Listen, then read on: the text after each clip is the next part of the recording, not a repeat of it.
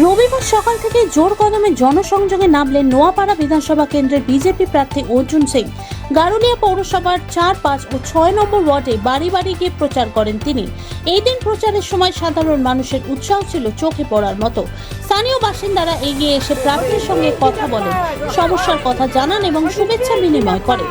BJP কর্মী সমর্থকদের উপস্থিতিতেও এলাকা উৎসবমুখর পরিবেশ তৈরি হয়। প্রচারের ফাঁকে অর্জুন সিং জানান, মানুষের এই সাড়া তাকে আরও উৎসাহিত করেছে। এলাকার উন্নয়ন ও নাগরিক পরিষেবা নিয়ে তিনি আশাবাদী বার্তা দেন। রবিবারসীয় এই প্রচারে গারুলিয়া জুড়ে বিজেপি শিবিরে বাড়তি উদ্দীপনা দেখা যায়, যা নির্বাচনের আগে রাজনৈতিক তৎপরতাকে আরও জোরদার করেছে।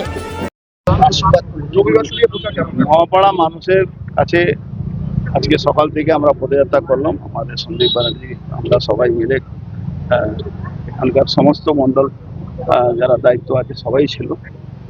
মানুষের আশীর্বাদ ব্যাপকভাবে, মানুষ চাইছে পরিবর্তন হোক, বাংলায় বিজেপি সরকার আসুক, মোদীজির এখন একটা ট্রেন রয়েছে, বীজপুর, পানিহাটি, টিটাগড়, যেখানেই যাচ্ছে বিজেপি সেখানে জয় শ্রীরাম স্লোগান দিচ্ছে, বাধা দিচ্ছে।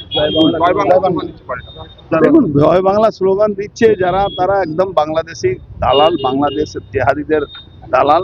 তারা এইসব করবে। জয় বাংলার জবাব বলতে হবে পশ্চিম বাংলাকে জয় বলে, আর জয় শ্রীরাম বলে। পুলিশের সংসদ থাকাকালীন আপনি ডানবাল লাইনে দেখলাম আপনার একটা ভালো করেছে, সমস্যা আছে সেখানে দেখলেন রাস্তা। দেখুন, যা করেছি আমরাই করেছি, এই তৃণমূল গভর্নমেন্ট ওদের জন্য কিছু করেনি। আমরা এই